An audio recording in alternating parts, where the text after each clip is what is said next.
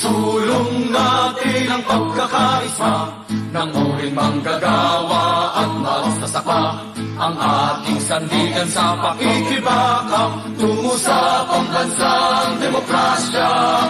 Silang nagtataglay ng tunay na lakas, nadudurog sa imperialismo, burokrata, kapitalismo, feudalismo, ang mga salot na pumapatay. Mula sa bundok at nayong parang alon tayong susulong, Kukupkupin at palalayain natin ang kalunsuran, at ating itatatag ang isang lipunang malaya sa isang revolusyong sosyalista hanggang mapawi ang pagsasamantala. Isulong natin ang pagkakaisa ng uring manggagawa at magsasaka, ang ating sandigan sa pakikibaka tungo sa pambansang demokrasya. Silang nagtataglay ng tunay na lakas, nadudurog sa imperialismo, burokrata, kapitalismo, feudalismo, ang mga salot na pumapatay. mula sa bundok at nayong parang alon tayong susulong, Kukupkupin at palalayain natin ang kalunsuran, at ating itatatag ang isang lipunang malaya sa isang revolusyong sosyalista hanggang mapawi ang pagsasamantala. At ating itatatag ang isang lipunang malaya sa isang revolusyong sosyalista hanggang mapawi ang pagsasamantala.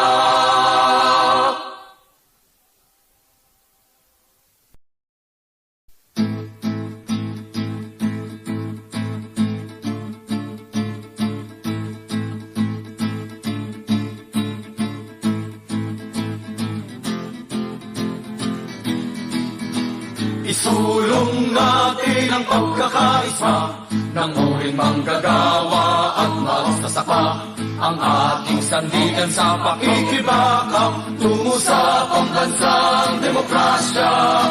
Silang nagtataglay ng tunay na lakas, nadudurog sa imperialismo, burokrata, kapitalismo, feudalismo, ang mga salot na pumapatay.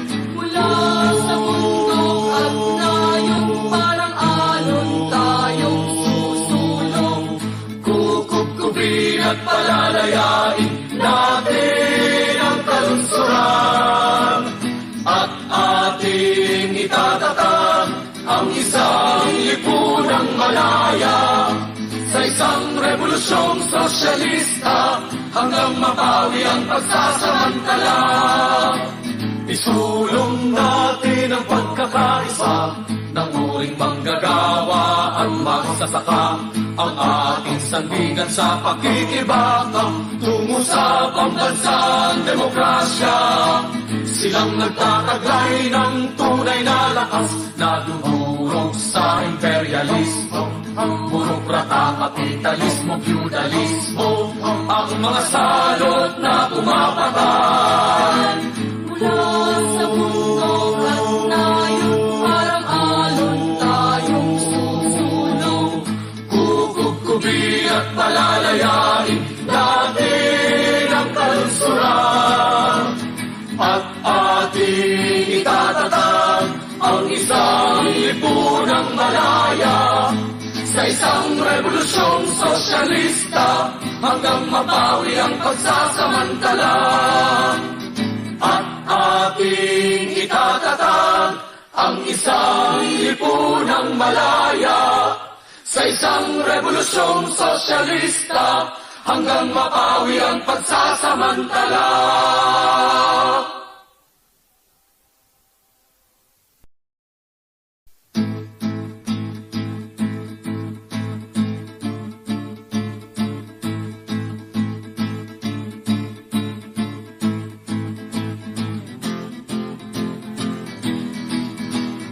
Isulong natin ang pagkakaisa ng uring manggagawa at magsasaka, ang ating sandigan sa pakikibaka tungo sa pambansang demokrasya. Silang nagtataglay ng tunay na lakas na dudurog sa imperialismo, burokrata, kapitalismo, feudalismo, ang mga salot na pumapatay. Mula sa bundok at nayon, parang alon tayong susulong. Kukupkupin at palalayain natin ang kalunsuran, at ating itatatag ang isang lipunang malaya sa isang revolusyong sosyalista hanggang mapawi ang pagsasamantala. Isulong natin ang pagkakaisa ng uring manggagawa at magsasaka, ang ating sandigan sa pakikibaka tungo sa pambansang demokrasya. Silang nagtataglay ng tunay na lakas na dudurog sa imperialismo, burokrata, kapitalismo, feudalismo, ang mga salot na pumapatay. Mula sa bundok at nayon, parang alon tayong susulong. Kukupkubi at palalayain natin ang kalunsuran, at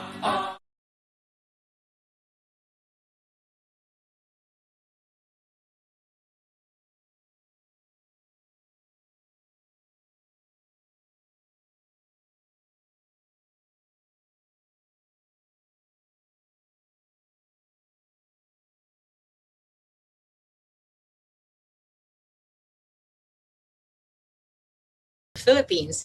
We are your hosts for today's launch of the second book in Jose Maria Sison's reader series of selected writings. The first book launched last month featured 5 decades of his writings on art, literature, and culture.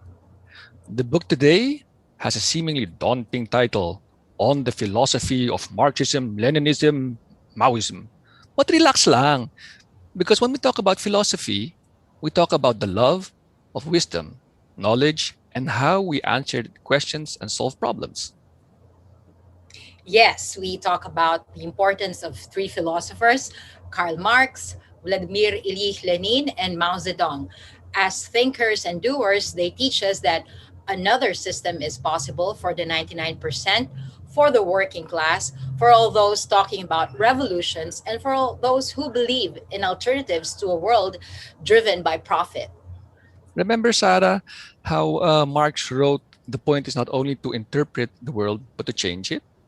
The book we are launching today is a great contribution to understanding them and a powerful tool in shaping society. Definitely, Chico. The Philippines has a long and fascinating history of how the words of these philosophers were put into practice. And so now to start the program, let's hear from no less than the author himself about how he responded to their legacies while helping build the struggle for nationalism and democracy.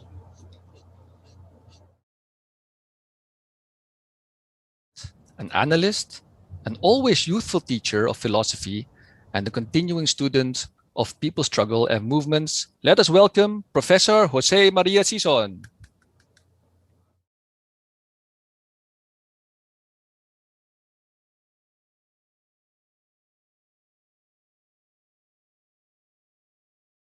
Dear friends, I'm deeply pleased and highly honored by the international launch of my book on the philosophy of Marxism Leninism Maoism. I thank the organizations sponsoring this event, the distinguished book reviewers, and all others who are participating. I appreciate the International Network for Philippine Studies for publishing this book in the Sison Reader Series and for making it available to academics, activists, and other readers through international e-publishing outlets and the popular bookstore in the Philippines. The overall guide of the People's Democratic Revolution in the Philippines is the universal revolutionary theory of the proletariat, Marxism Leninism Maoism. It is therefore necessary for those interested in this revolution to read and study the book that is now being launched. The class analysis of the history and current social circumstances, the basic problems of the people, the revolutionary forces in motion, the strategy and tactics and socialist direction of the ongoing revolution are most profoundly and comprehensively understood by studying the philosophy of Marxism Leninism Maoism. I am confident that the book reviewers will be able to draw attention to major points of significance and relevance in the book in order to arouse further interest in reading and studying the contents of the book. Once more, my most heartfelt thanks to all of you. Thank you, Professor Sison, for sharing your thoughts on the philosophy of MLM. We're looking forward to the whole book. We also invite all of you out there to send him questions through the comment box on YouTube or Facebook and in the chat box of Zoom for our conversation later.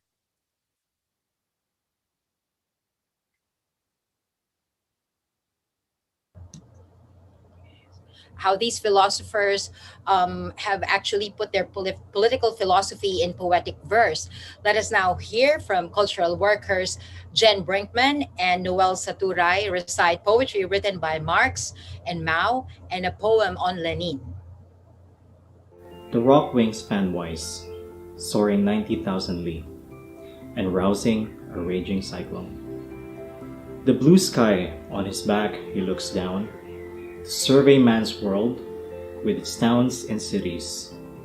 Gunfire licks the heavens, shells fill the earth. A sparrow in his bush is scared stiff. This is one hell of a mess. Oh, I want to flit and fly away. Where may I ask? The sparrow replies. To a jeweled palace in Elfland's hills. Don't you know a triple pact was signed under the bright autumn moon 2 years ago? There'll be plenty to eat, potatoes piping hot, beef-filled goulash. Lenin Stop walks the around the windy world. nonsense. Frontiers Look, cannot bar The him. world is being turned upside down. Lenin walks around the world. Frontiers cannot bar him. Neither barracks nor barricades impede, nor does barbed wire scar him. Lenin walks around the world. Black, brown, and white receive him. Language is no barrier. The strangest tongues believe him. Lenin walks around the world. The sun sets like a scar. Between the darkness and the dawn, there rises a red star. Never can I perform in calmness what has seized my soul with might, but must strive and struggle onward in a ceaseless, restless fight. All divine enhancing graces would I make of life a part, penetrate the realms of science, grasp the joy of song and art. Let us do and dare our utmost, never from the strife recede, never live in dull inertia, so devoid of will and deed. Anything but calm submission to the yoke of toil and pain. Come what may, then hope and longing, deed and daring still remain. Darum lasst uns alles wagen, nimmer rasten, nimmer ruhen, nur nicht dump so gar nichts sagen und so gar nichts wollen und tun, nur nicht brütend hingegangen, ängstlich in dem niedern Joch, denn das Sehen und Verlangen und die Tat, die bleibt uns doch.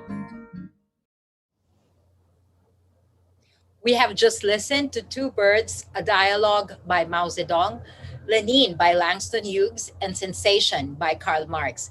Thank you, Jen and Noel, for the wonderful poetry reading. Sarah, alam mo ba na Jen read the Marxist poem in the original German text, Darum lasst uns alles wagen, or roughly translated, therefore let us dare do everything. I think in the Filipino context, that would be dare to struggle or dare to win. This poem speaks of the need for us to risk everything to undertake action, not just to wish nor brood, but to action. Okay. I guste sneezed. I did not know, but it's good to know.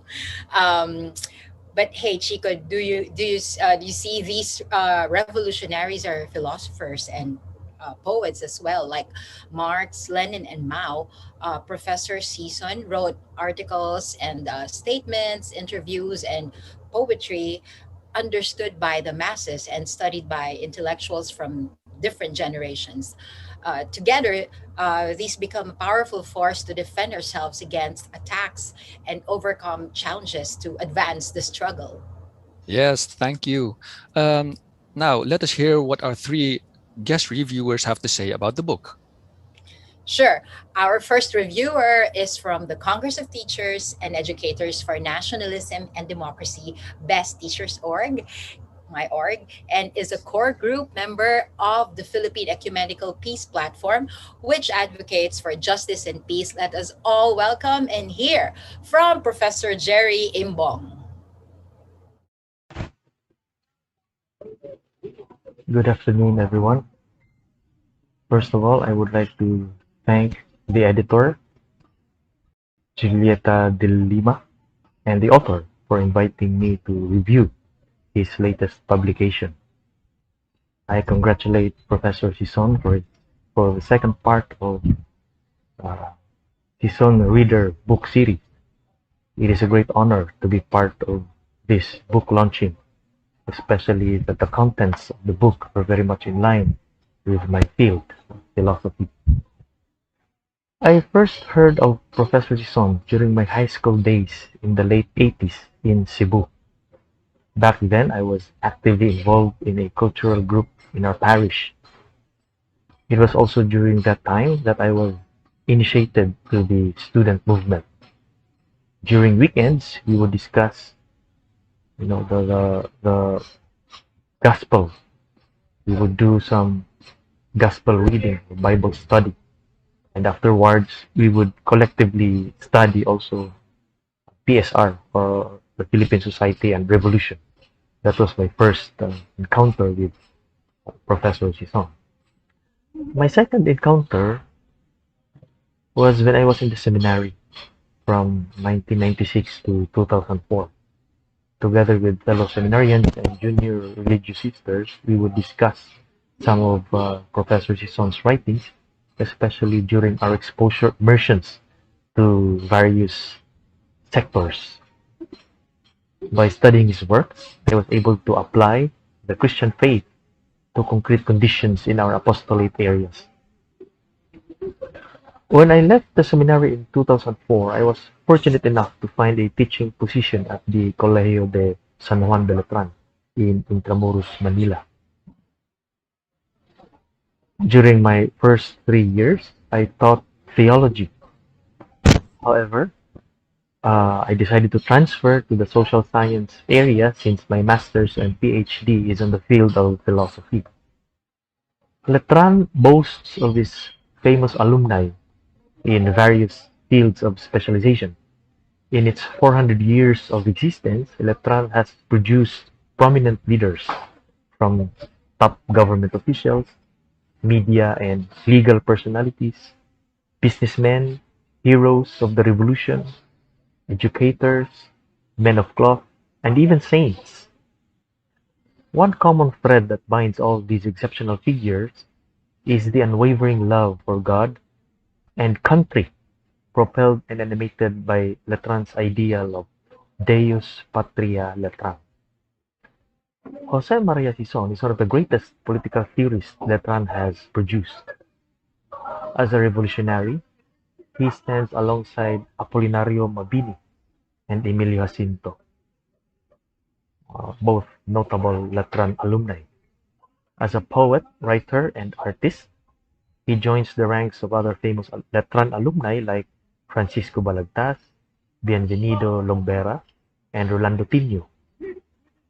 In 2018, I submitted a research proposal as part of Letran's quadricentennial celebration. I submitted a research proposal to Letran Research Center to do a research on Professor Sison's political philosophy. There were those other colleagues from the department who did research work on the life and legacy of other famous Letran alumni like Bienvenido Lombera and Rolando Tino. So I decided to do a separate research on Professor Sison.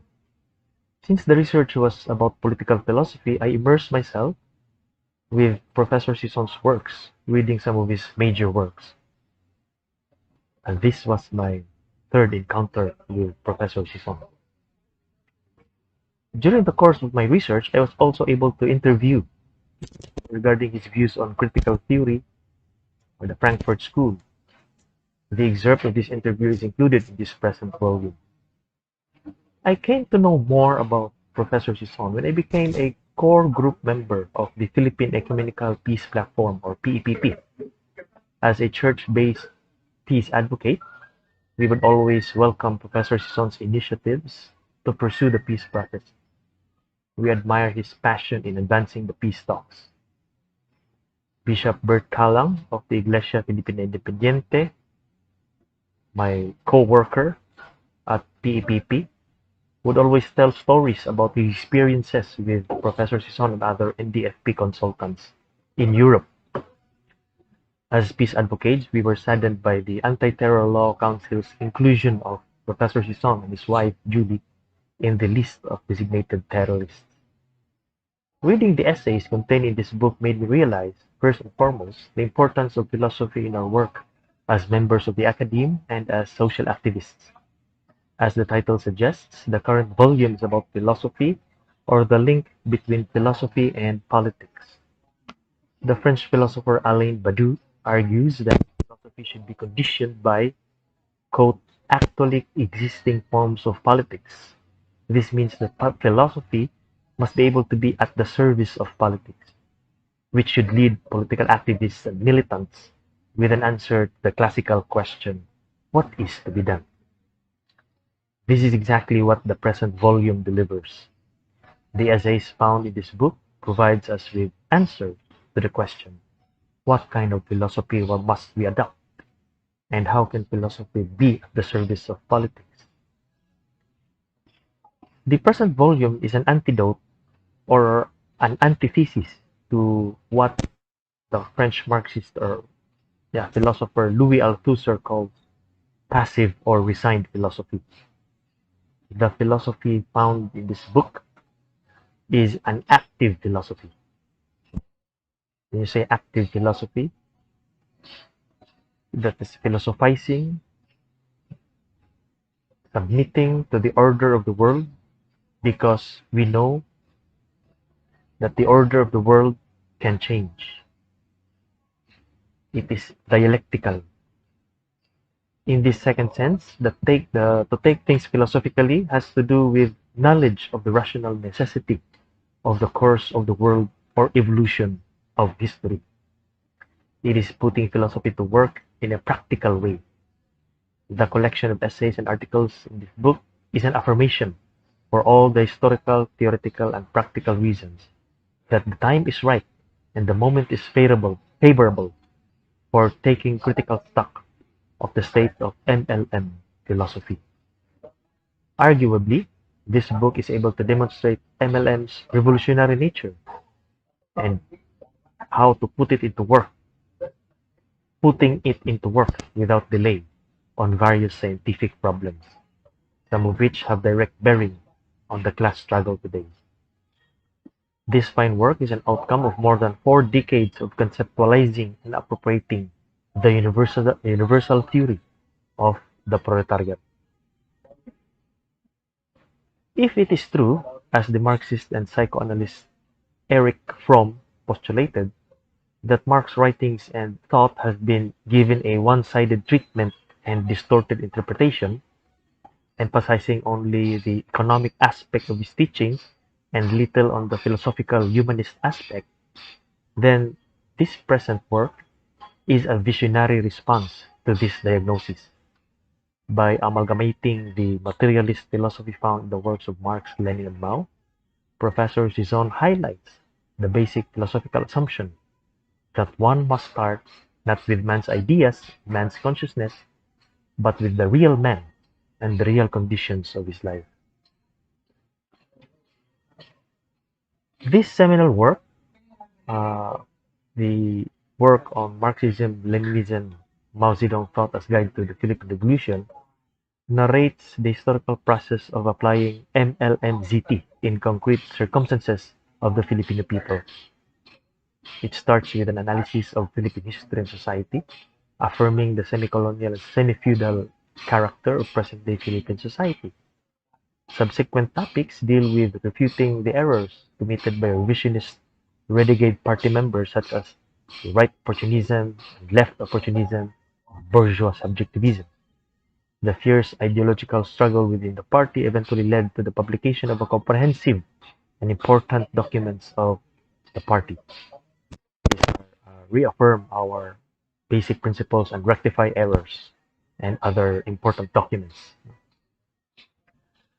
An in-depth exposition and discussion of Marxist philosophy are found in the articles A Comment on Dialectical Materialism, Idealism and Mechanical Materialism, Some Questions on Dialectical Materialism, on Dialectical Materialism, first of a series of webinars on Sison's Basic Principles of Marxism Leninism, and so forth. No, the other very informative and interesting articles you can find there, like Dialectical and Historical Materialism, a review.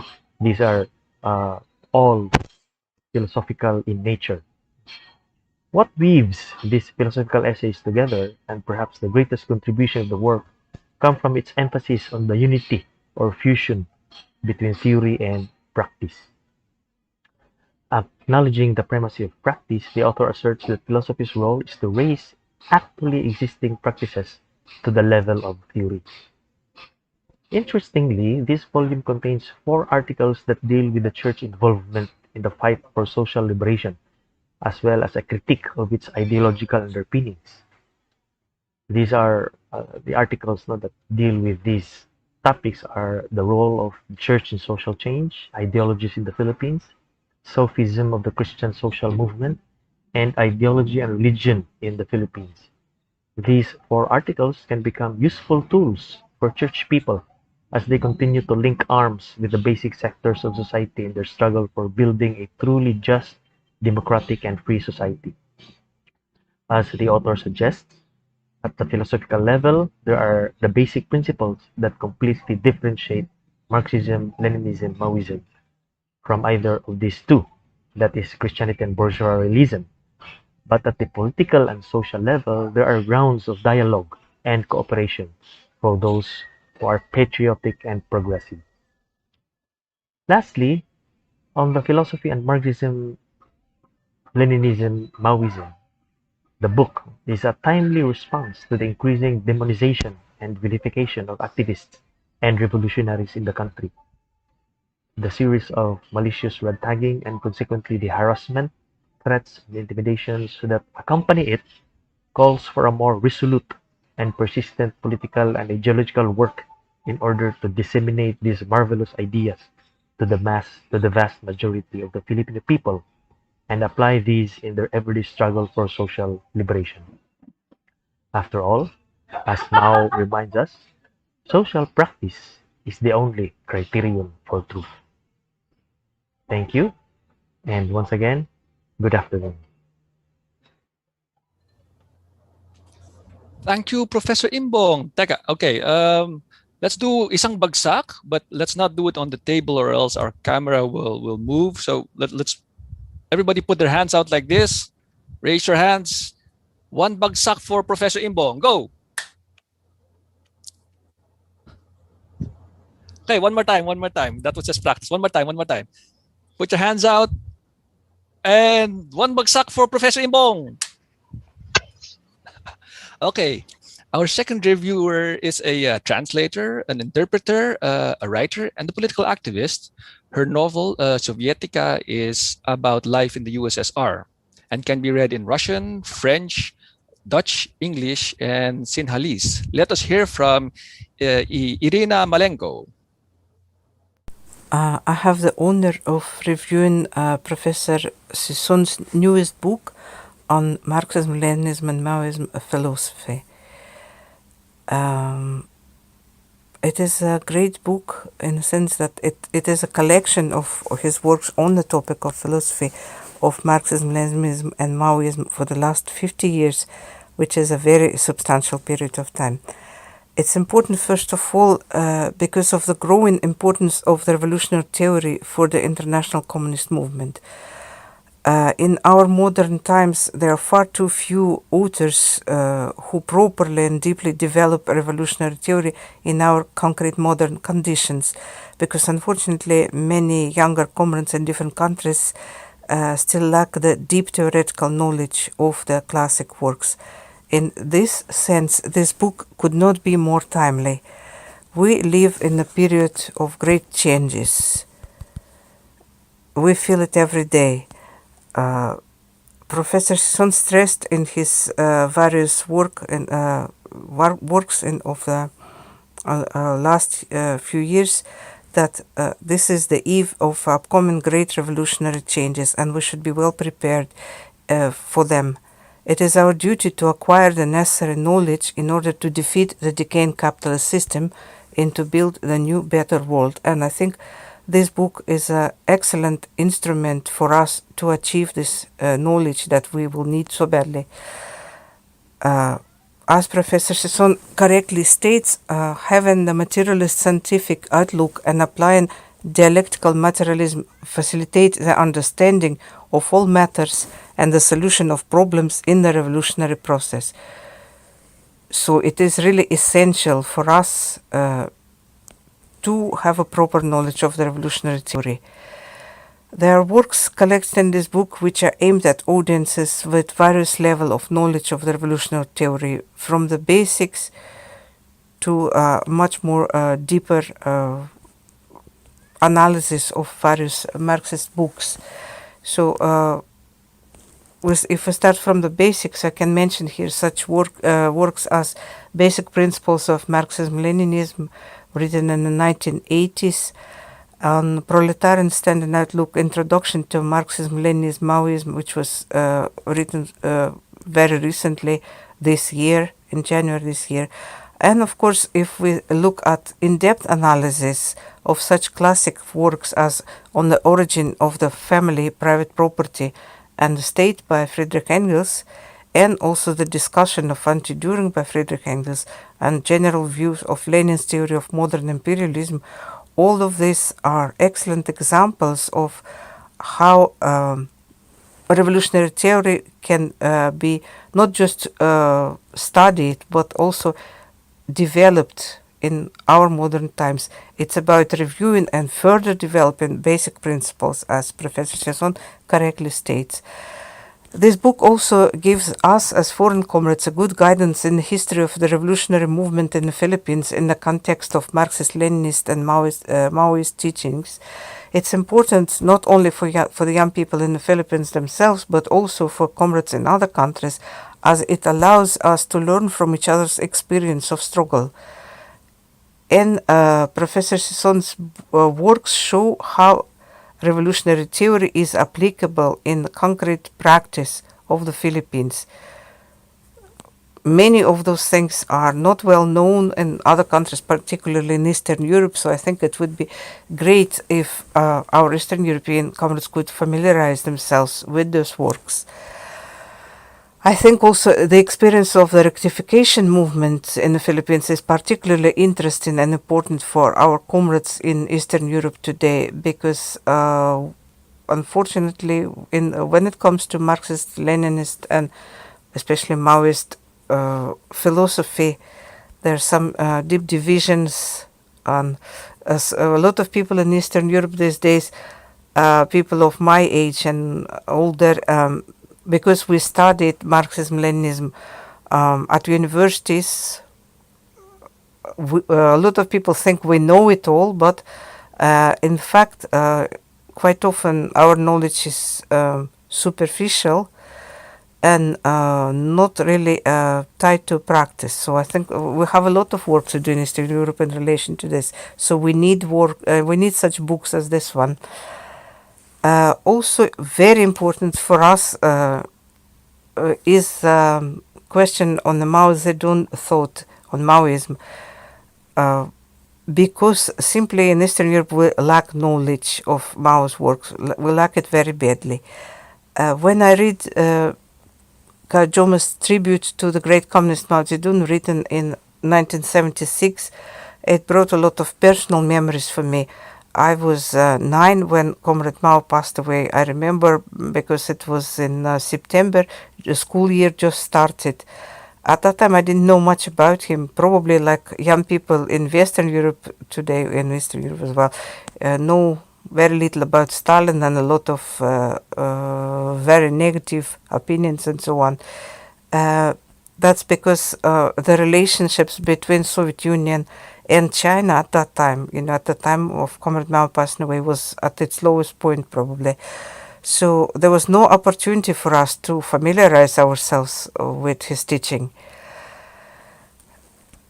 In this sense, it's very important to realize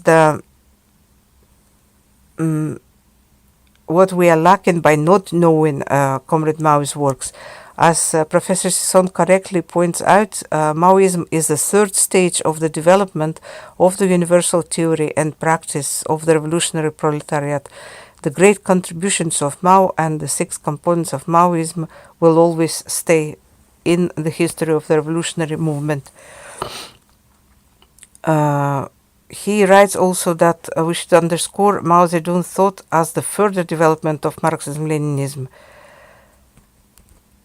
And it actually, I must thank our Filipino comrades and Kajoma personally that I actually began to read Comrade Mao's works. Thanks to you, I realize now that there is a need to break through in this continuing dismissive attitude toward Comrade Mao's work, even among communists in Eastern Europe, as it still often happens.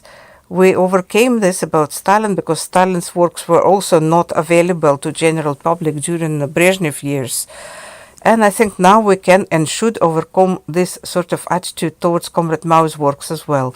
This will allow us to enrich our theoretical knowledge and also practical knowledge of how to apply it in the struggle, how to evaluate properly the mistakes of our own past that could have been prevented.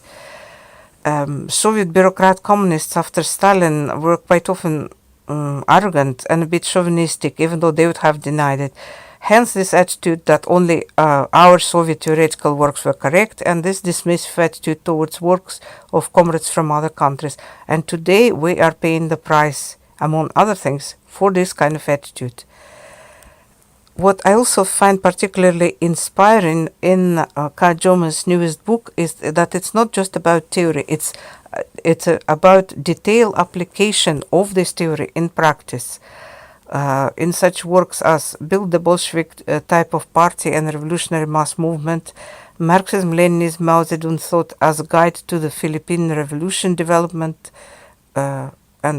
development, current status and prospects of Maoist theory and practice in the Philippines. I was actually present at some of the webinars that you had recently on works of Engels and on dialectical materialism and historical materialism. And in a way, it brought me a little bit back to my student days in Soviet Union. I must admit that during those days I found particularly challenging to understand the concept of dialectical materialism. But now, over the years, it became a lot more clear to me. Not only I began to understand it properly, not just learning, out of my head from the books, but really understanding. But I also understand how essential this understanding is for being able to become a true revolutionary and for seeing a clear path towards a communist future. Some of these works that published in Kajoma's latest books are already translated into Russian, and they're already published in our magazine in Russian, which is called Contemporary Marxism or Marxism Today. It's been published in Ukraine, but it's international magazine in Russian language, and it's available in different countries and also online. We already translated such works as Lenin at 150 years, Lenin Lives, Significance of the Paris Commune of 1871 and its relevance to the world proletarian revolution, and some questions on dialectical materialism. My interest was also triggered by such works as On the Correct Handling of Contradictions Among the People and On Practice and Contradiction. That probably again comes from my from the fact that my knowledge of Mao thought is still not sufficient. I'm working on it. But when I thought about contradictions, I remember a friend of mine. It's a retired history teacher from Luhansk, in Ukraine. His name is Felix Garelik, and he moved to Germany because his children moved to Germany, and he lives there, but he's very unhappy. He was going back home to Lugansk at least once a year, but now he can't because there is a war. And he's just a history teacher, but he also tried to think about contradictions, for example, contradictions in a socialist society. And he even developed his own theory that the main contradiction of socialism is contradiction between people's high expectations and the reality that was lagging a bit behind, citing as an example that Khrushchev promised us communism to be built by 1980. I wish he could read all your works, Kajoma, and maybe have a discussion with you and your comrades. One of the most important and urgent tasks of the communist movement is the struggle against revisionism. In Russia, we have a very difficult situation with it. There's a lot of splits between we already had about 4 main communist parties, but now there is also split in one of the most important ones. I think a lot of people, because they lack the knowledge of revolutionary theory, of Marxist, Leninist, and Mao thought philosophy, they are sort of lost. And without defeating our ideological opponents who pretend to be true revolutionaries, and who try to sow confusion among those comrades who are not soundly ideologically prepared, without defeating those revisionists, we cannot successfully march forward.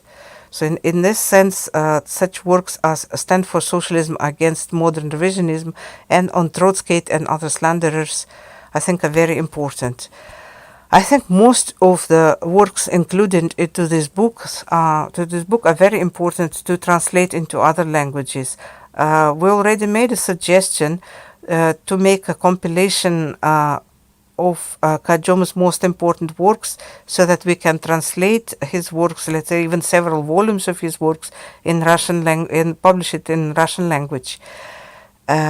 Maybe we in Eastern Europe should also prepare a compilation of most important work on such issues as how to build a Bolshevik type of party. For example, we could take Kajoma's work about build a Bolshevik type of party and the revolutionary mass movement, and also publish it together with Ludo Martin's book on Party of the Revolution. Because I think we do not know in Eastern Europe sufficiently of the works of our contemporary foreign comrades, and it would help us all, help our ideological and political education, and help us to move towards our mutual goal, and that is not just to explain the world around us, but also to change it. I sincerely would like to thank Kajoma for such an excellent book, and I hope we will read more and more books of him to come this year and next year and many, many years ahead. Thank you very much.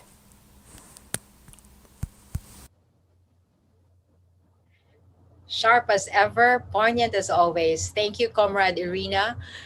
Our final review of the book is will be shared by a former faculty regent of the University of the Philippines, where he's also a professor at the Center for International Studies. We invite Professor Ramon or Bomen Guillermo to present his review.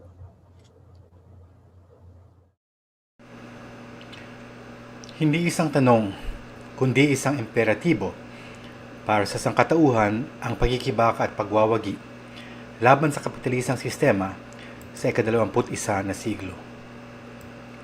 Tulad noong nakaraan, sosyalismo o barbarismo pa rin ang pagpipilian. Hawak ng mga imperialistang bansa ang sapat na armas upang pasabugin ang planeta ng ilang daang beses.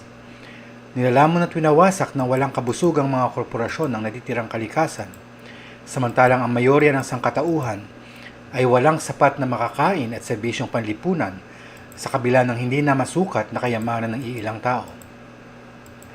Ang mahalaga ay may pagkakataon pa rin para pumili. Sa larangan ng filosofiya, ang akto ng pagpili na ito para sa isang tao ay, higit sa lahat, isang usapin ng kanyang piniling paraan ng pag-iral o di pag-iral sa daigdig. Isa itong etika.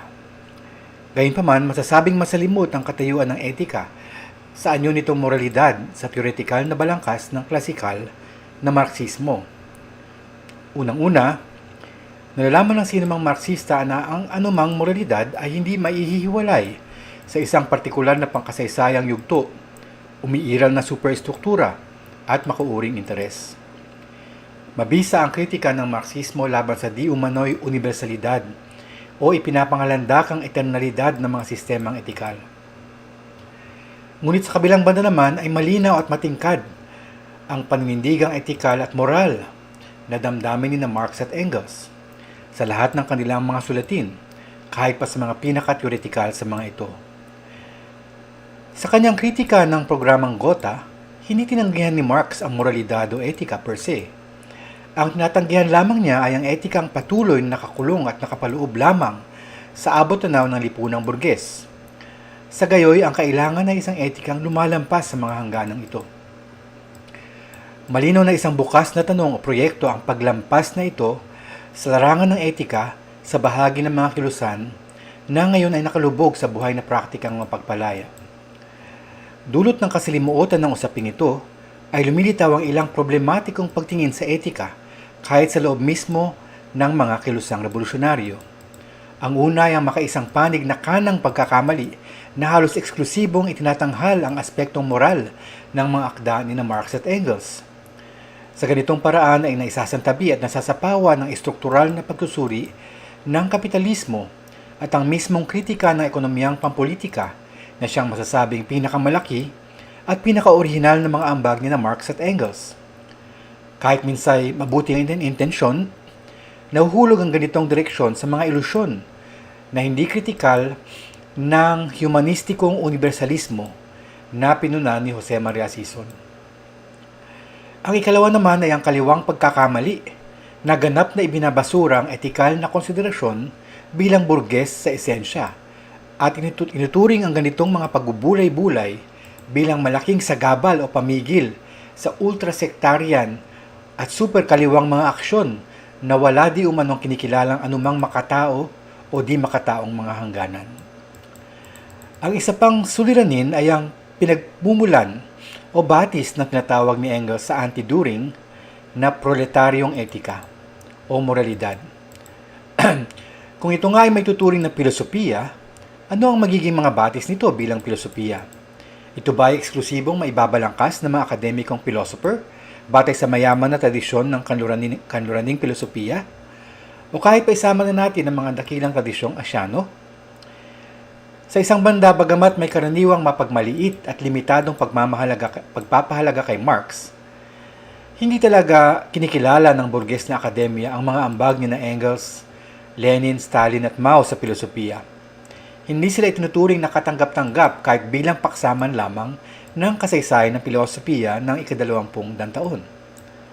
Gayunpaman, paminsan-minsan, ay totoong may mga sumisikat na akademikong philosopher na inaako para sa kanilang mga sarili ang katawagang Marxista o kahit Maoista pa nga, na nakikipagtunggali sa larangang pilosopikal sa kanilang mga bansa tulad ng Germany, France o USA.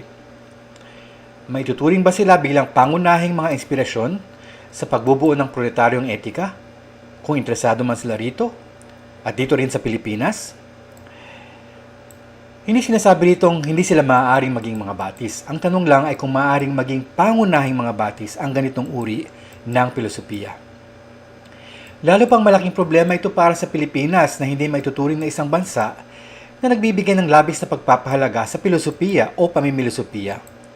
Sa katunayan, ang revolusyonaryong kilusan sa Pilipinas ang isa sa mga pambihirang institusyong panlipunan sa Pilipinas na nagbibigay ng pagpapahalaga sa pag-aaral ng filosofiya at ng pagpopularisa nito sa hanay ng mga manggagawa at magsasaka.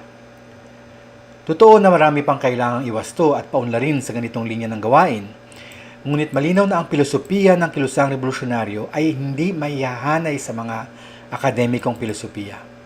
Wala itong tuwirang kinalaman sa paglitaw at paglipas ng iba't ibang uso o pinagkakahumalingan sa akademikong filosofiya. Hindi ito nakikisabay at tama lamang na hindi ito nakikisabay. May sarili itong panahon, kabuluhan, at tunguhin. Sa ganang ito, dapat seryosohin ang panawagan ni Mao na ang mga aktivistang naghahangad mag-aral ng filosofiya ay kailangan lumubog at makipamuhay sa masa at lumahok sa iba't ibang mga kampanya, pakikibaka at tunggalian ng mga uri. Ang materialismo ng kilusan, kung meron itong anumang kabuluhan, ay hindi isang espekulatibong materialismo, kundi isang praktikal at mapagpalayang materialismo sa pakahulugang ibinigay na rito ni Lenin at maging ni Bertolt Brecht. Ang etika ng kilusang revolusyonaryo ay hindi isang abstraktong etika, kundi isang etika na nabubuo at nagkakahugis sa pamamagitan ng revolusyonaryong praktika. Malino sa mga sulatin ni JMS hinggil sa filosofiya, ang panawagan para sa pagsasabuhay, pagpapayaman at pagpapaunlad ng proletaryong etika o moralidad, sa gitna ng kasalukuyang mga pakikibaka at maging ng sosyalistang moralidad sa panahon naman ng pagtatayo ng sosyalismo sa hinaharap.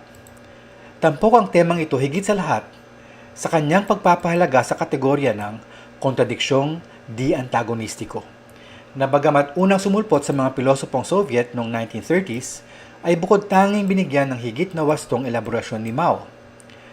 Sa kabilang banda, tipikal na pananaw mula sa akademikong filosofiya ang mapagmaliit at mapagkutya na pagpapasaring ni Adorno sa kategoryang ito sa isang sulatin niya, bilang halimbawa ng mapagpanggap na katalinuhan ng mga Chinese.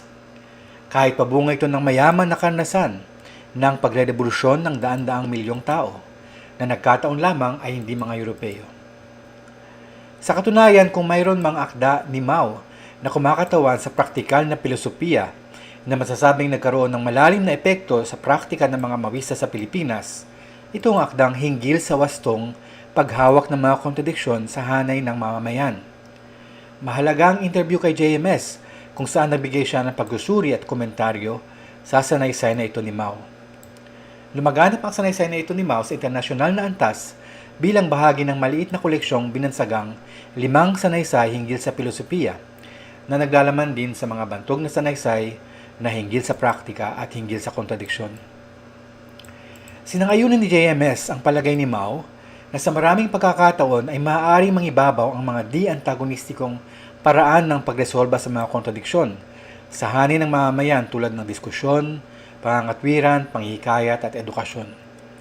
Kailangang tamang panghawakan ng mga kontradiksyon sa lipunan upang maiwasan ang mga pagkakamali at anumang kalabisan. Kung sakaling mangyari, dapat maiwaso agad ang mga ganitong uri ng pagkakamali at malinis ang mga pangalan ng mga naakusahan. Kasama na sa pagwawastong ito ang pagpuna at pagpuna sa sarili upang maiwasan hanggat maaari ang pag-uulit ng ganitong mga pagkakamali. Dagdag pa, ang sino mang pinaghihinalaan na nagsasagawa ng mga kriminal na aktibidad sa lipunang sosyalista ay dapat dumaan sa mga karampatang legal na proseso na mahigpit na nakabatay sa ebidensya. Sinalungguhitan ni JMS na kailangan matuto sa pagkakamali ni Stalin ng pagdeklara ng pagpawi ng mga uri sa USSR noong 1936 na humantong sa mga pagkakamali sa pamamaraan ng paghawak ng mga antagonistiko at di-antagonistikong mga kontradiksyon sa loob ng lipunang Soviet. Makikita sa mga usaping ito na may malalim na kinalaman ng kategorya ng di-antagonistikong kontradiksyon sa pagbubuo ng proletaryong etika ng pakikitungo, pakikipagkaisa, at pakikitunggali sa isang makauring lipunan. Sa ganang ito, interesante ang palagay ni JMS sa kanyang panawagan para sa dialogo sa pagitan ng mga sistemang etikal na Kristiyano, Burges Liberal, at Proletaryado na maaaring may mga bahagi itong komon na pwedeng maging batayan ng naturang dialogo. Gayun din, nakakaintriga ang kanyang palagay, katulad din ng palagay ni Engels, na bagamat walang maaangkin na eternalidad ang tatlong sistemang ito, maaaring nagtataglay ang proletaryong moralidad ng pinakamaraming elemento na pangmatagalan, kung hindi man permanente.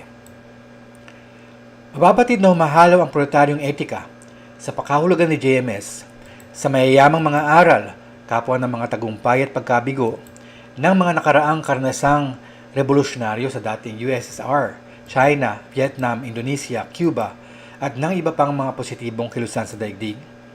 Malinaw na hindi magkasalungat ang siyensya ng ekonomiyang pampolitika at ang proletaryadong etika. May pinagbabatay ang etika ang kritika ng ekonomiyang pampolitika at nakabatay din ang proletaryong etika sa ekonomiyang pampolitika. Hindi pagbabalat bunga lamang ang binanggit ni Engels na paglitaw ng proletaryong moralidad ng kinabukasan. Gayunpaman, sumisibol ang etikang proletaryado sa gitna ng tunggalian ng mga uri. Hindi ito bunga lamang ng revolusyon sa katapusan nito, kundi namumuo at nagkakahugis sa gitna at sa proseso ng pagrerevolusyon mismo. Wow, that was puro Tagalog. Thank you, Professor Guillermo. Isang bagsak. Okay, here we go again. 1, 2, 3. Okay, wait a minute. You didn't join. One more time. 1, 2, 3. Okay. We discovered that you cannot post comments on YouTube for questions. So if you would still like to post a question and you're on YouTube, please send an email to jmsbooklaunch@gmail.com. So paulit, I hope you can read this, jmsbooklaunch@gmail.com. Before going to our much-awaited open forum, we have for you an interpretative dance of the song Levantada y Mira by Victor Hara, performed by the Rodelalies or Red Lilies, accompanied on piano by 11-year-old Ilian Taguba.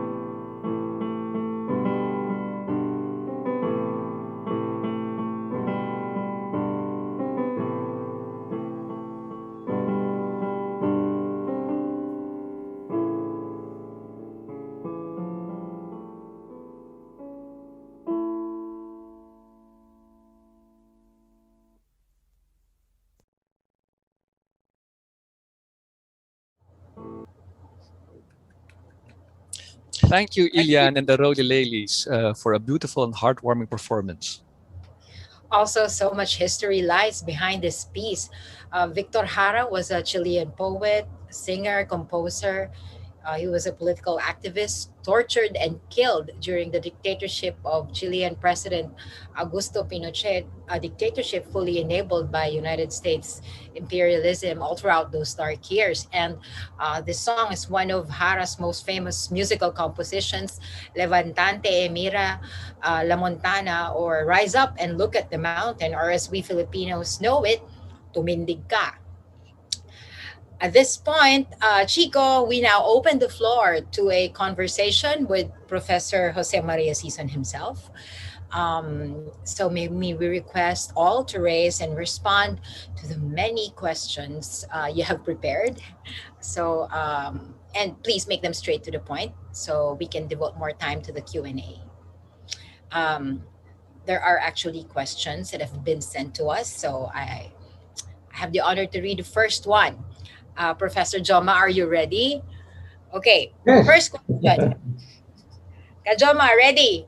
What are your top 3 books for readings that you would recommend for young or new activists?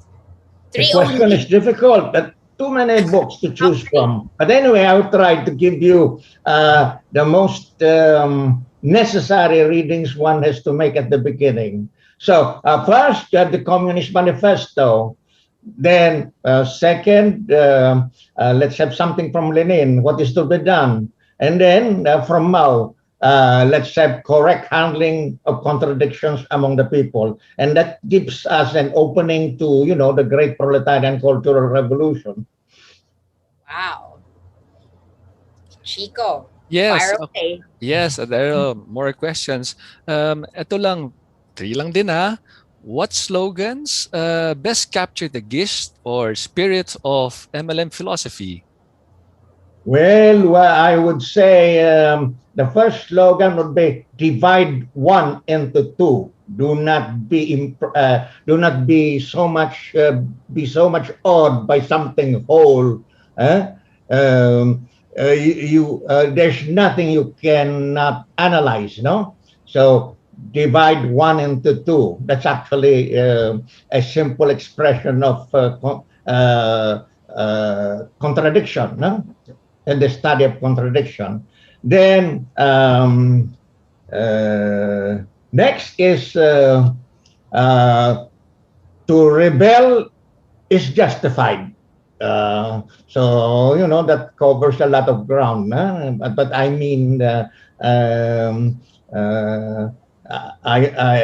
obviously this slogan is within the frame of the class struggle. No? And then dare to struggle and dare to win. So you got 3 slogans. The question is also difficult because there's so many slogans that you would miss, like workers of the world unite and oppressed peoples and nations unite. No. So anyway, you got 4. You're asking only for 3 slogans. Okay, Professor Sison, third question. Did philosophy have a role in bolstering or fanning revisionism in contemporary China and the former USSR? Naturally, bourgeois ideology taking the form of philosophy was promoted by the revisionists in both the Soviet Union and China. And you see, by the law of the contradiction, when you stand, for instance, for Marxist materialist philosophy, you consider the contradiction between materialism and idealism, and anyone can flip, no? Whereas you have to understand both sides and then take sides with, let's say, the materialist position. But if you are the weakling sort of thinker, oh, there's some merit in on the other side, and then you keep on enlarging that. And then in society, you see, after the socialist revolution begins, don't think that the cultural influence of the old society does not continue. There are sayings and parables that come from the old society. There are the old customs, old ideas, and old habits, no? And those can influence you. And then I'll cite and then the international bourgeoisie keeps on sending out influences from the outside, no? Let's say the Voice of Freedom, the Voice of Europe, no, run by the U.S. or many concrete things. I'll go anecdotal, no. You see, there are children of the upper middle class intellectuals or some small property owners, no. They were not classified as enemies, as there was no hindrance to, the study of the children in school. But then, there is the influence of the family. Or let's say, let's take the children of landlords who were able to,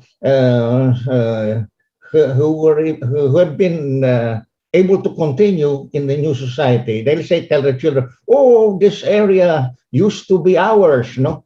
Oh, that company used to be ours, no? We used to own 90% of the stocks in that company. So, and then,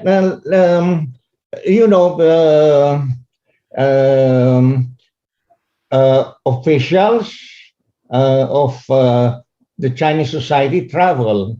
And of course, there are foreign embassies and visitors. And then special stores are opened for foreigners to suit their foreign taste and or international likings for certain things. So I would be approached. By a comrade, a Chinese comrade. Will you buy? Because ordinary Chinese people cannot buy from those foreign stores. So I would be asked, can you buy this thing for me? And as a foreigner, I would do a good turn for the friend. Or let us say there are comrades who go on delegations to foreign conferences. After the conferences, they go shopping. And there they get influenced by the level of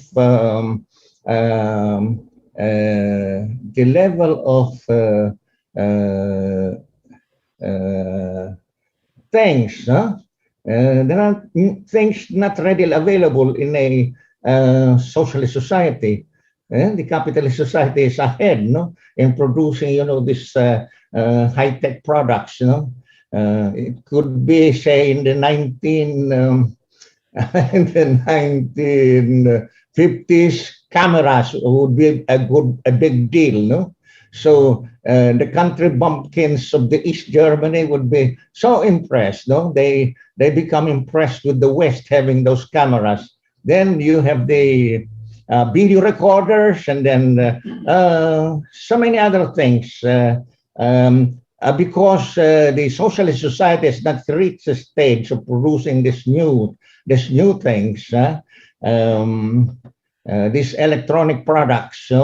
Their mind become influenced. So it's not true that the situation is very bad in the imperialist countries. They have new things that we do not have, no? So that sort of thing. And then the wise guys, the revisionists who rise up in the bureaucracy and in the universities will start suggesting, oh, let's put up an institute of North American studies or U.S. and Canadian studies. Yeah?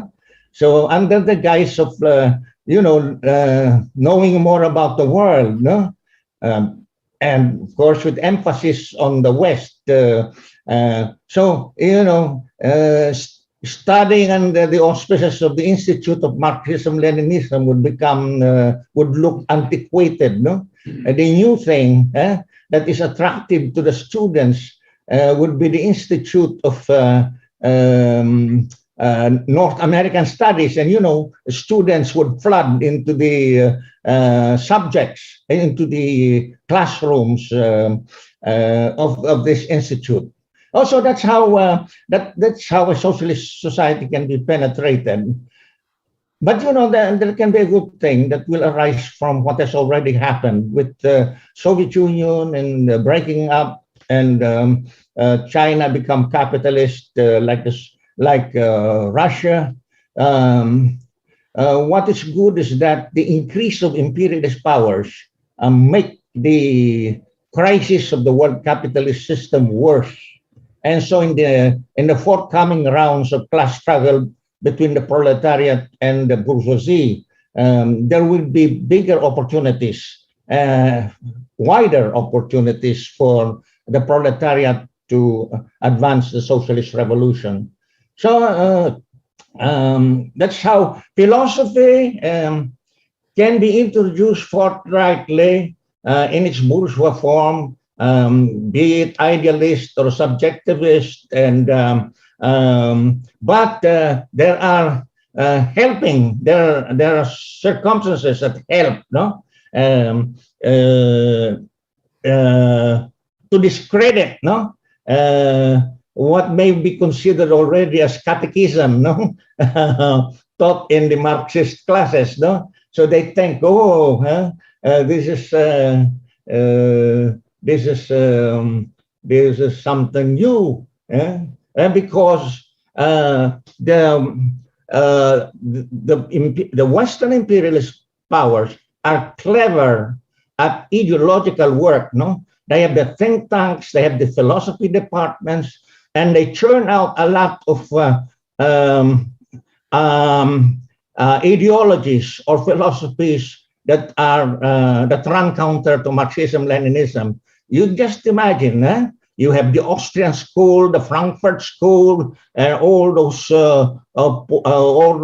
posterior philosophies from Paris, and then you have the so-called analytic philosophy or empiricism in British, in the United Kingdom. You have the school of Chicago, and so on. So the imperialists take seriously ideological struggle, and they put forward their philosophies and bring them to the socialist countries in order to subvert what should be the dialectical materialist and socialist thinking in the socialist countries.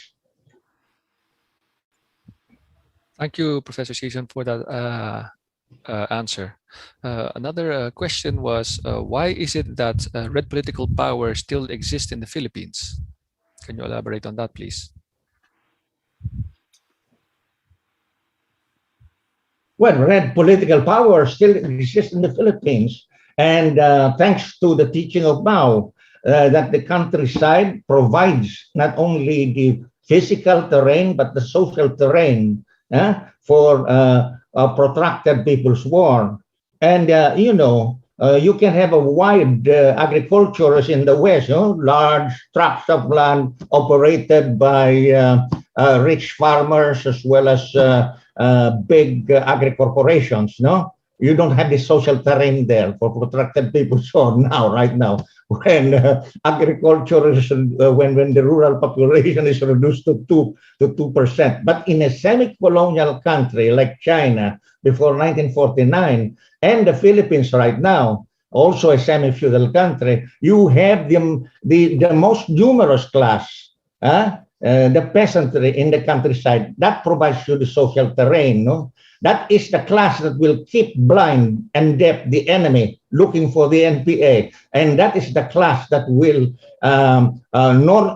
nurture, protect, and shield the NPA from enemy attacks. So that's how the Protected People's War has gone on, and the NPA has continued to exist and read political power to mean having the revolutionary mass base of revolutionary mass organizations and the local organs of political power. They are there. And so I always have a big laugh when, these idiots like Duterte, Lorenzana, down to paid hacks like Tiglao and so on, no? And they say, oh, you've been fighting for more than 50 years, but you have not taken over Manila yet. No, you're crazy. The red political power is being built in the countryside. The local organs of political power constitute a new state, a new government of the workers and peasants against the Manila-based government of big compradors and landlords. No? So that's the beauty of Protracted People's War. You, without taking over yet the cities because you don't have the armed strength to do it, you can build the people's government in the countryside. That's the beauty of it. And right now, modesty aside, the armed revolutionary movement in the Philippines is now #1 in the world. No? It has developed the revolutionary forces and revolutionary movement, mass movement in the countryside comprehensively, despite what? Despite the strategic setbacks suffered by the working class because of modern revisionism, and despite already 4 decades of neoliberalism, abusing the proletariat and yet extending the life of capitalism and providing, consumer products by resorting to loose credit, loose credit for building, for making the big constructions private and public, and then that is to provide the cash flow for supporting the exchange of raw materials from the underdeveloped countries and the manufacturers. But in a deep way, the Philippine economy has become rotten that way. And but now the problem for the world capitalist system is really the public debt bubble of all countries. That is about to explode. And the rottenness of the Philippine economy is ensured by neoliberalism and, of course, by the bureaucratic corruption and military overspending by the Duterte regime. So thanks to them, there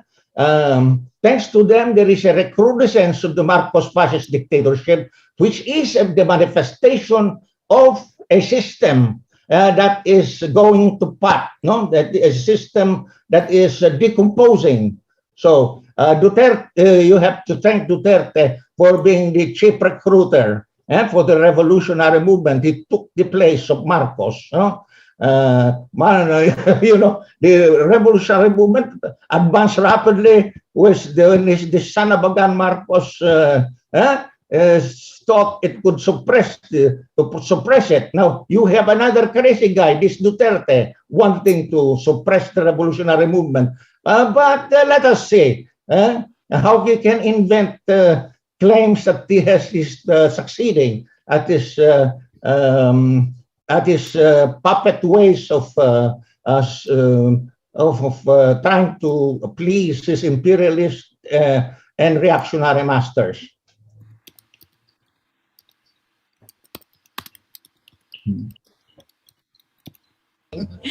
Next question, Kajoma.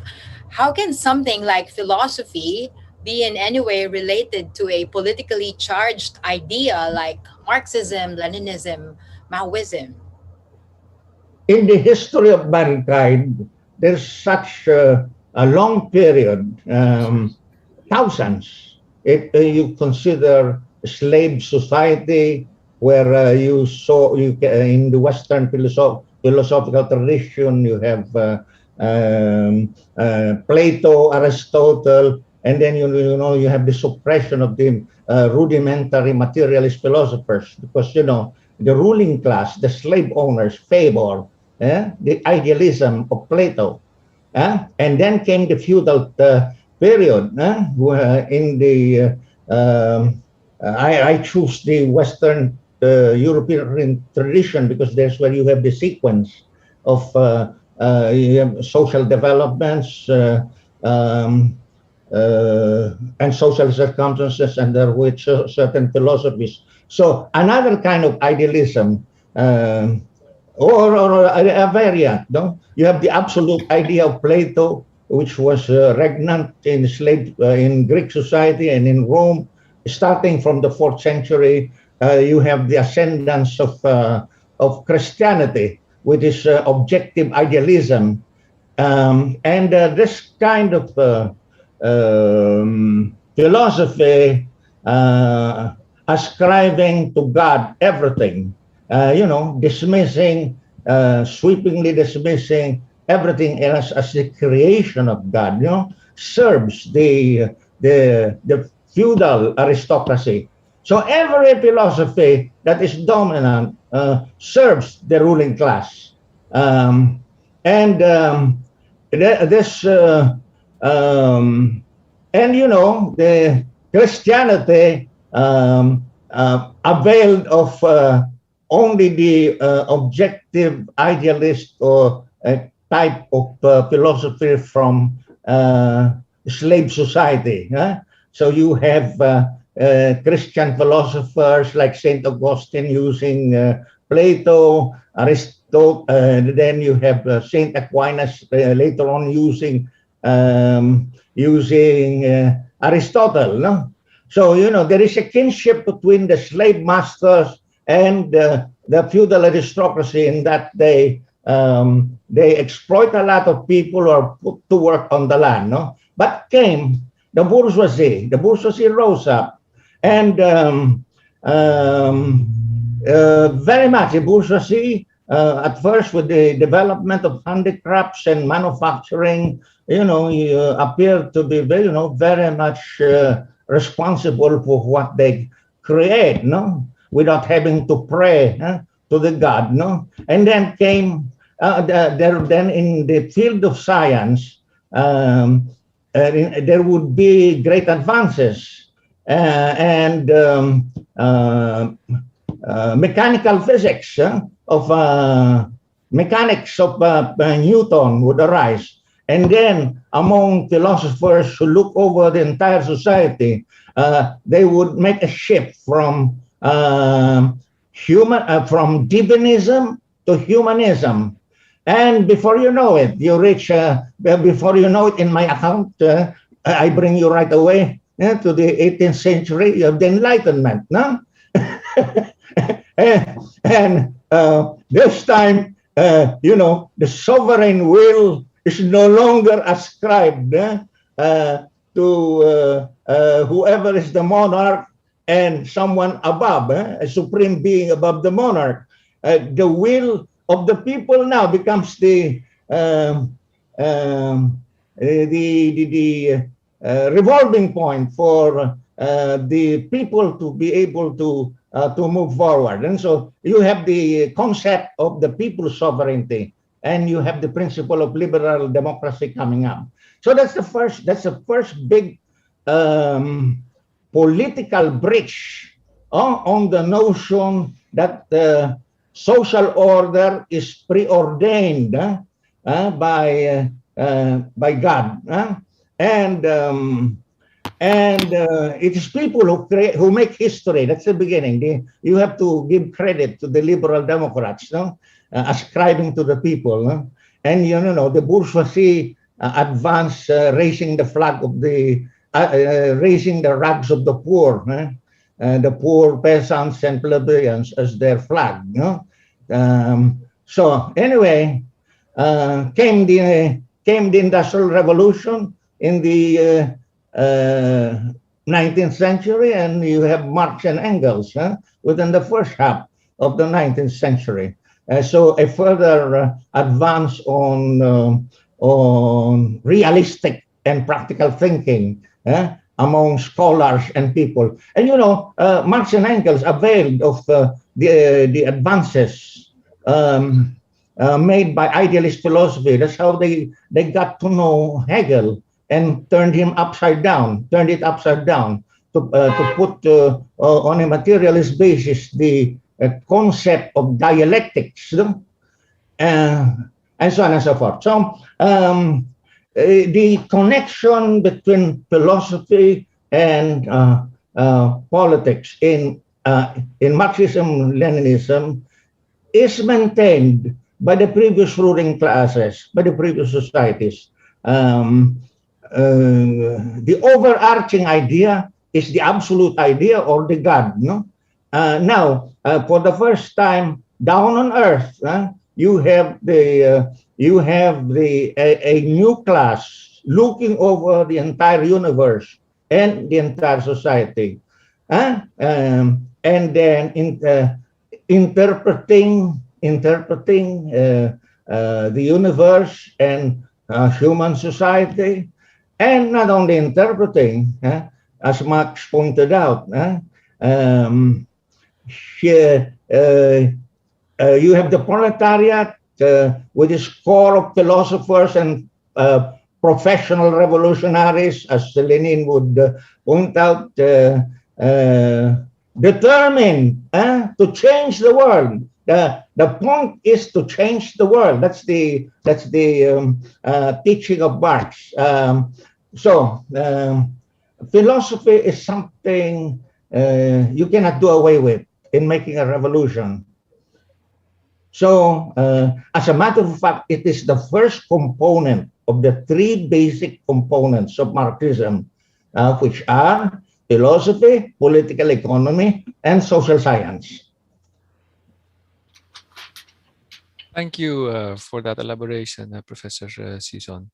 Are you still okay? Okay. Are you still okay? Are you still okay? Yeah. Okay. From that historical perspective, we go back to the more contemporary time. And there's a question of what is, in your opinion, the effect of non-inclusion of Maoism in some struggles like Cuba, the DPRK, and others? Well, if the big socialist states have gone capitalist, and you can see that they fell short of the philosophy, the political economy, and social science demanded by scientific socialism. No, and these earlier socialist societies became vulnerable to subversion by modern revisionism. Now, there are two ways of describing these smaller scale countries that avow to be socialist or that carry the socialist cause. Let's give them the benefit of the doubt. No, they're better off than the former big brothers because they continue to exist. No, so in their own ways, they have been able to prevent a revisionist subversion that amounts to bringing down that results in bringing down their states, which have certain socialist features, like the acclamation of the proletariat as the leading class, public ownership of the means of production, or at least the principal means of production. No? And then there are certain elements, in this compendium of Maoist ideas. They have there are certain elements. For instance, DPRK is very pronounced in saying, "Oh, we have the philosophy of Juche. We have the Juche is self-reliance." That's very Maoist, even if they don't say it comes from Mao. For indeed, it can come only from the people that are self-reliant. But as idea, well, at least we can say there is a similarity between Maoism and Kim Il-sung's idea of duty. And then also the case of Cuba, without saying the same thing, like self-reliance decides everything. You have seen that in so many ways, in accordance with so many ideas that amount to, keeping a self-reliant political and economic system, you have a country as so small, right at the only 90 miles away from the US. It survived. So there must be something good there to see. And so I don't have to cover the others. There are too many of them. No, some say Vietnam is another good remnant of the old system of socialist states. No, but some say, well, when they won in 1975, they were in big trouble because the Soviet Union was already deteriorating. The Soviet economy was deteriorating, and then they have to resort to the Doimoy system, like China has done. They adopted certain reforms, allowing more private entrepreneurs to operate in the economy. So you have to study these countries one by one. The point is they stay on. Insofar as they can stay on, there is some strength for them to stay on, because the imperialists do not love them anyway completely, although the imperialists may like certain developments, and they try to subvert these countries. But you see, the Philippine Revolution may be credited with being able to withstand the strategic setbacks of the socialist cause and the imposition of neoliberalism, which has been running for more than 4 decades. So, having an ongoing, growing revolutionary movement in the Philippines is quite an achievement. That's why it's now being targeted by U.S. imperialism, and they're using a butcher, Duterte. Duterte was a chosen puppet to do this campaign, to destroy the movement by mass killing and all sorts of barbarities in a dirty war. Because the U.S. wants to complete the process of destroying the world proletarian revolution, especially the outstanding remnants. The other outstanding remnant is the Maoist-led People's War in India, and that has a good future if the Indian Maoists do their fighting well. They have the scale of building large armies, like in the Soviet Union and in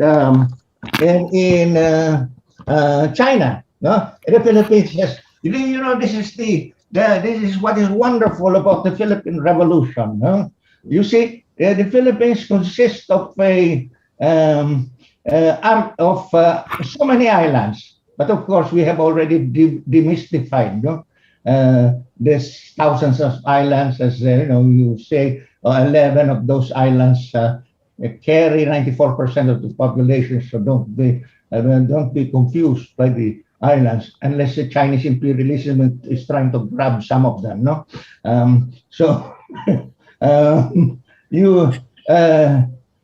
we have been able. There is that song, which is very good. No, turning so many islands into a muog na buo, no, a whole fortress.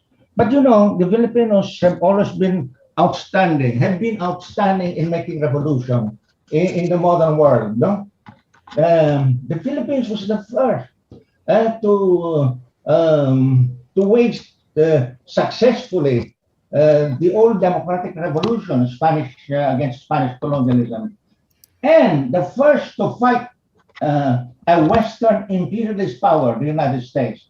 but of course the Vietnamese have gone ahead in being able to inflict the first defeat on that monster, U.S. imperialism.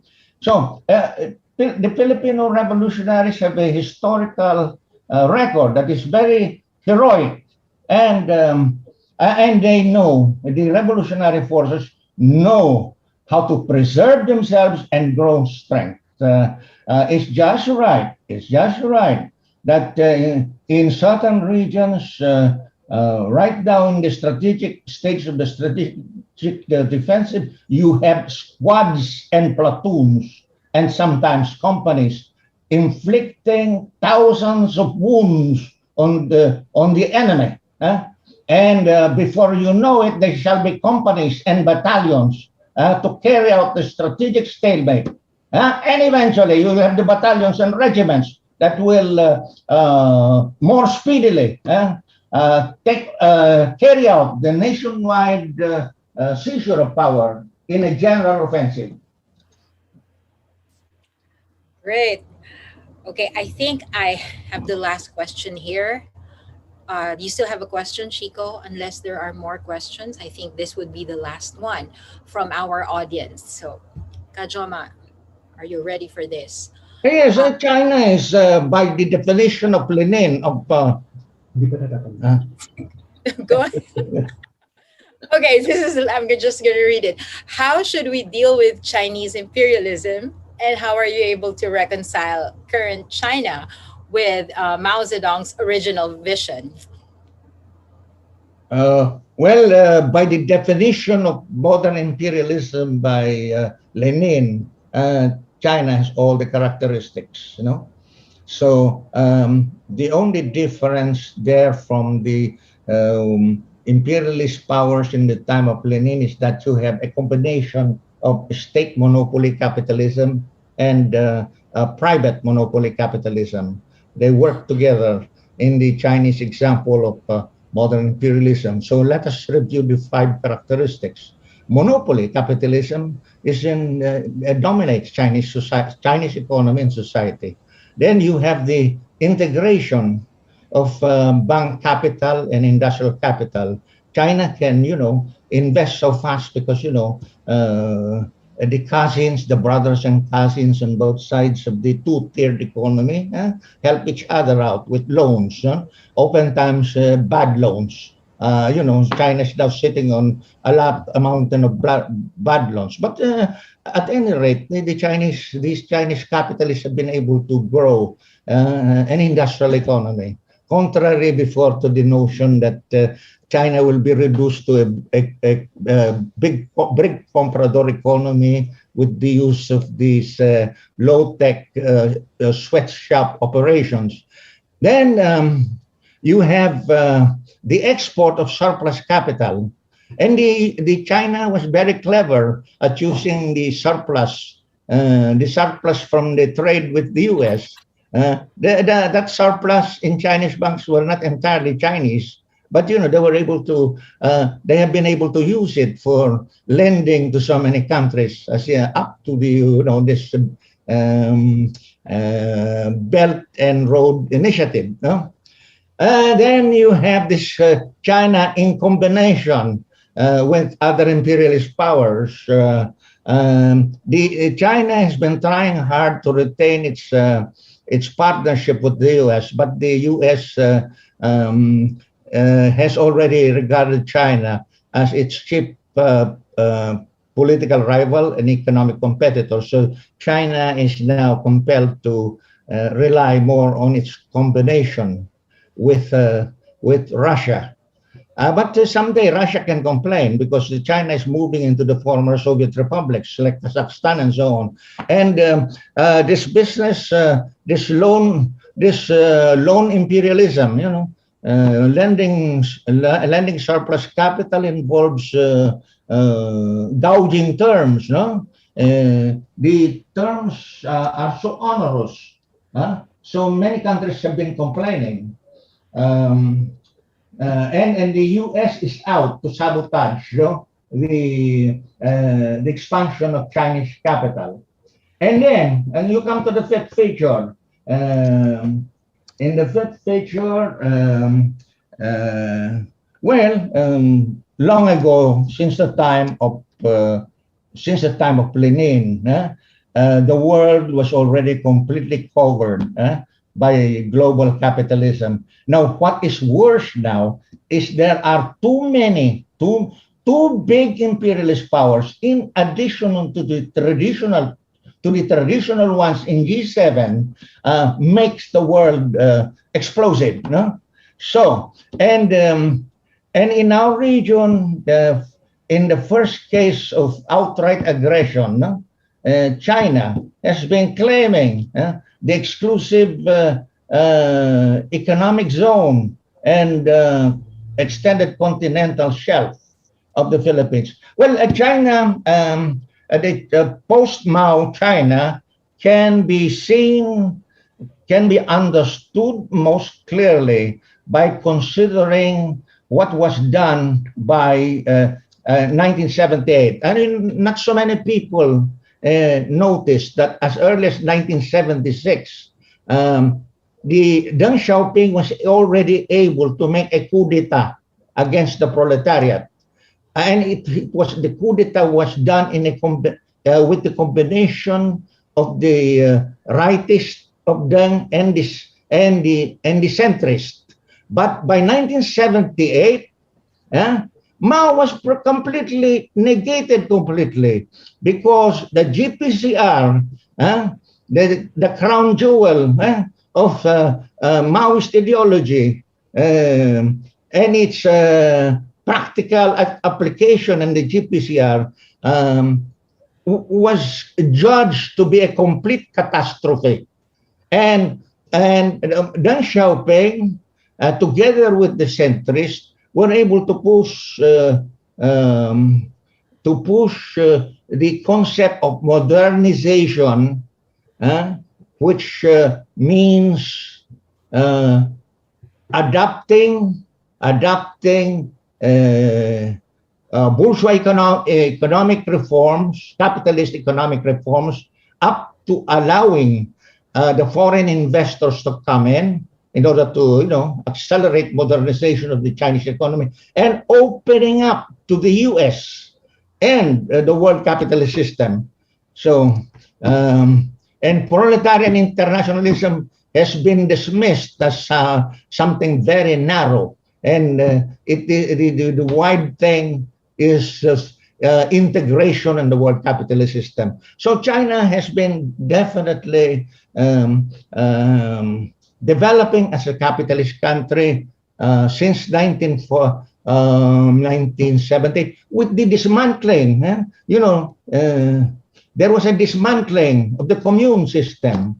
The rural, the publicly owned rural industries were privatized, and the former big capitalists of China were paid one more time what had been paid for before, and the war bonds, and they were given access. They were given access to the state banks. So Deng Xiaoping was imitating the capitalists of Hong Kong and Shanghai. I'm sorry, Singapore rather. Deng Xiaoping learned a lot. You see, as early as 1957, when China was trying to move forward and adopt the Great Leap Forward, the capitalists of China in the state private corporations was collecting 25% of profits from corporations. That was a great deal, and Mao wanted to do away with that. But then revisionists like Liu Shaoqi, Deng Xiaoping, Chen Yun, and others in the Central Committee, especially Peng Dehuai, they didn't like this, and they were already following the Soviet example of modern revisionism. And so Mao really had a difficult time up to 1976. Well, the current China now is anti-Mao, even if they have the face of Mao at Tiananmen or on every Chinese money bill. They're using, this is how great people are treated. No, I'll give you an example, local example. No, Claro Mayo Recto was a product of the Ateneo. He was not just summa cum laude, he was maxima cum laude, near perfect score like Rizal. And they're the only two graduates of Ateneo who are considered maxima cum laude. When Recto was attacking US imperialism, the American Jesuits at the Ateneo hated him like hell, no? But when he died, he would be honored. No, at least there were ceremonies. That is Mao. He's great in Chinese history, but the revisionists and the capitalist rulers would only give lip service in order to advance their policies. So that's the situation. There is something hypocritical about Chinese monopoly capitalism, no? It says it is socialism with Chinese characteristics, but that's a lot of bull, no? Nationalist bull.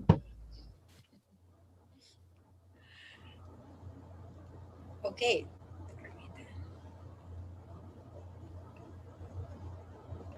Thank you so much for your insights and time, Professor Sison. For questions we cannot accommodate today, please send them to jmsbooklaunch@gmail.com. That's jmsbooklaunch@gmail.com. And we will respond to them as soon as possible. And of course, we invite all to get your copies of the book online from Apple Books, Amazon, Barnes & Noble, and Kobo, or in print at La Solidaridad and popular bookstores in Manila. And thank you all for participating in our conversation with the author. Thank you so much to our audience here on Zoom and on YouTube, on Facebook, everywhere. And remember, the power of MLM is that it is a philosophy that's put into action through the struggle to free the working class from oppression. And for our closing, let us now listen to Filipino musician and composer Danny Fabella, who will offer a performance of his song titled Busabos ng Puhunan, or Slaves of Capital, or Those Enslaved by Capital.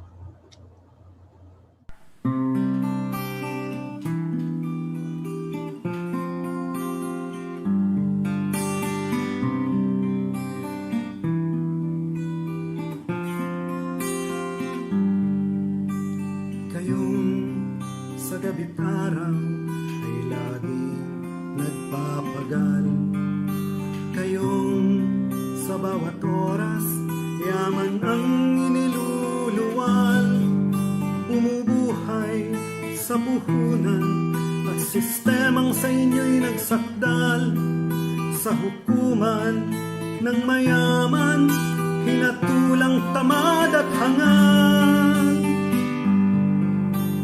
Kayo'y pinarusahan, makihabang buhay, magsilbi at pakainin at bigyan ng karangyaan. Parasitikong nagahari sa lipunang kinasadlakan ng iyong uri ng sala, manggagawa ng isinila. Kapalaran, sinabi ng hari, mga paham. Hindi kapalaran, hindi rin pagsubok na sinasabi ng simbahan. Ito ay isang kalagayan, sinadyang sa inyo ay gawin, na dapat wasakin at dapat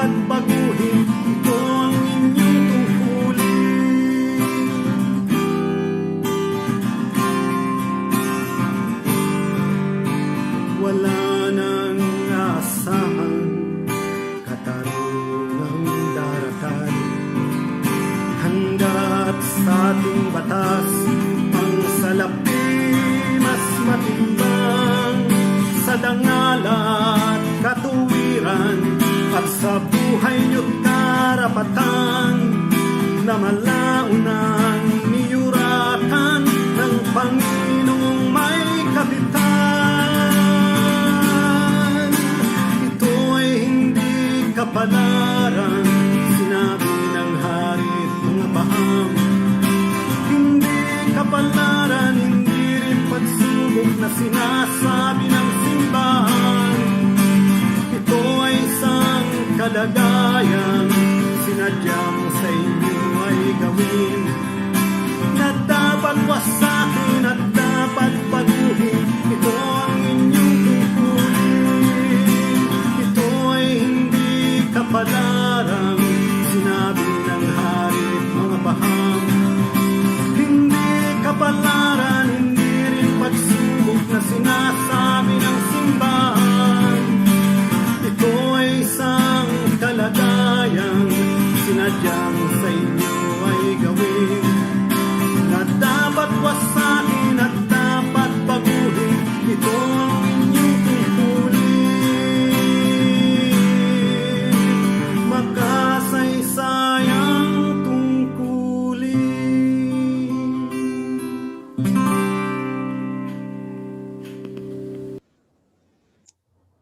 Thank you very much for this song about the working class, Danny Fabella. Can we, Kajoma, Professor Joma, are you still with us? May we have a quick last word from you before we end? Meron bang final word? Sarah and Chico for hosting this webinar. And of course, I thank all of our listeners. I hope that they've been able to get more information and more ideas about our subject matter than before. Okay, thank you so much. And last but not the least, to close our book launch today with an inspirational message, let us hear from the chairperson of the National Labor Center Kilusang Mayo Uno, or May 1st Movement in the Philippines, Ka Elmer Kabong Labog. Yeah, magandang gabi po sa inyo lahat. I wish to express warm solidarity greetings to Professor Joma Sison. You're so full of life. You are so energetic. And I think the session should have been extended more to accommodate more of the questions. Also, I'd like to thank all of you who took time to participate in the launching of the second book of the Sison Reader series on the philosophy of Marxism Leninism Maoism. We have pointed out the relevance of having this series, especially for workers and all those fighting for genuine national and social liberation.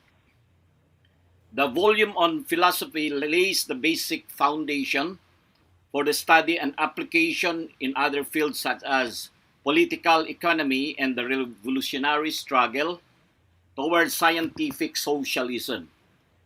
The Marxist materialist dialectic is a weapon of the working class, and it must serve all workers and the oppressed. Comrade Sison has given us this indispensable weapon.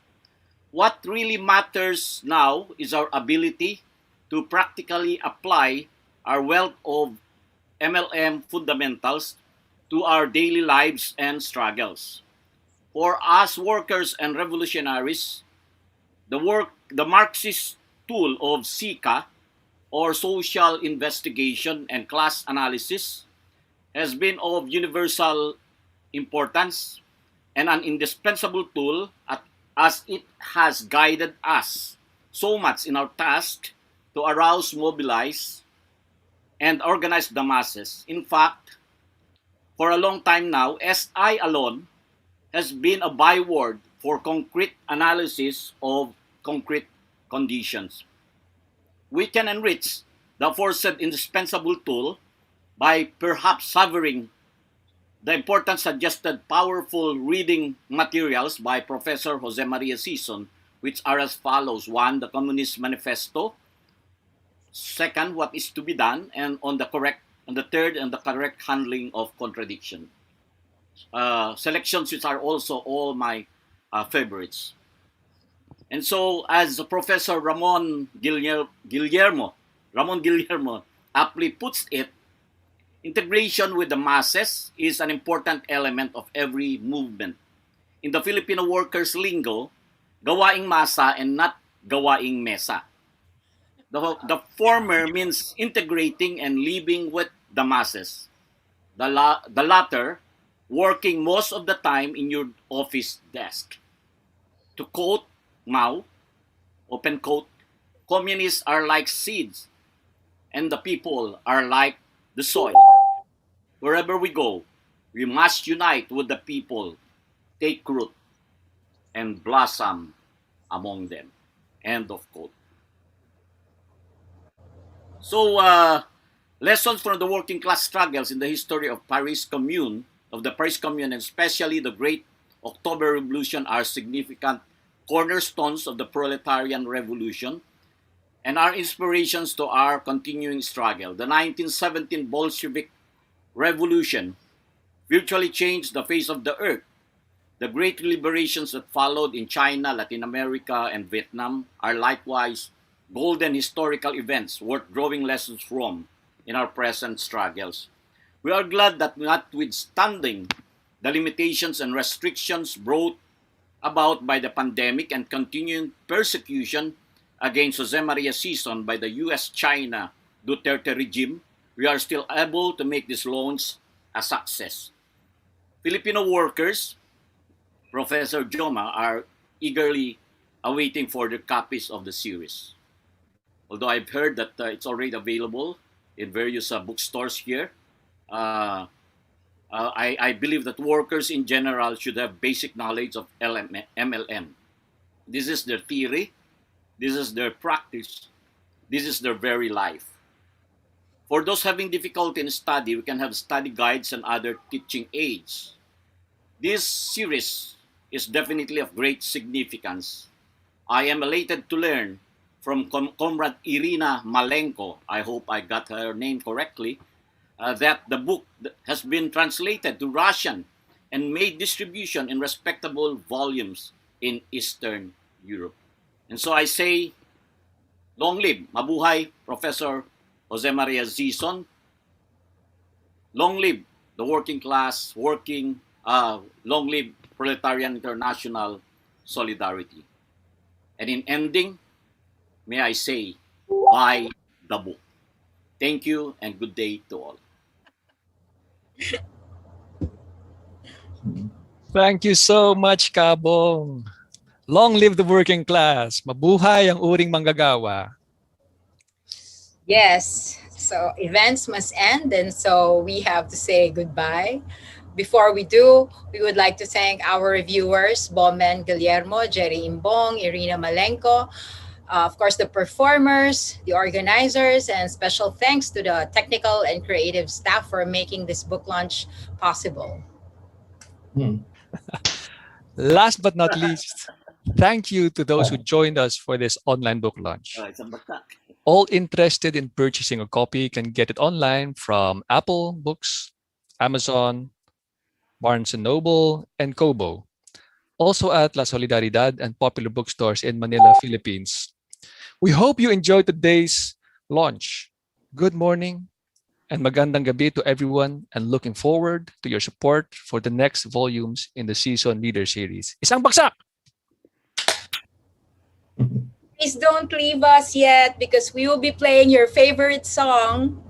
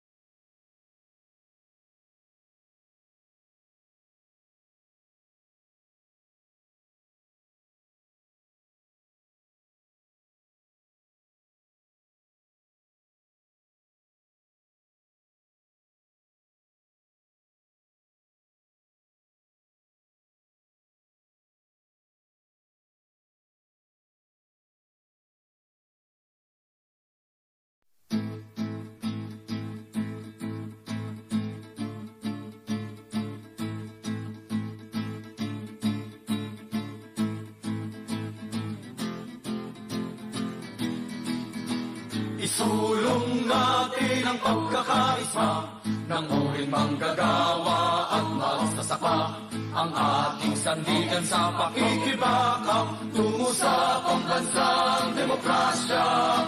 Silang nagtataglay ng tunay na lakas na dudurog sa imperialismo, burokrata, kapitalismo, feudalismo, ang mga salot na pumapatay. Mula sa bundok at nayong parang alon tayong susulong. Kukupkupin at palalayain natin ang kalunsuran, at ating itatatag ang isang lipunang malaya sa isang revolusyong sosyalista hanggang mapawi ang pagsasamantala. Isulong natin ang pagkakaisa ng uring manggagawa at magsasaka, ang ating sandigan sa pakikibaka tungo sa pambansang demokrasya. Silang nagtataglay ng tunay na lakas na dudurog sa imperialismo, burokrata, kapitalismo, feudalismo, ang mga salot na pumapatay.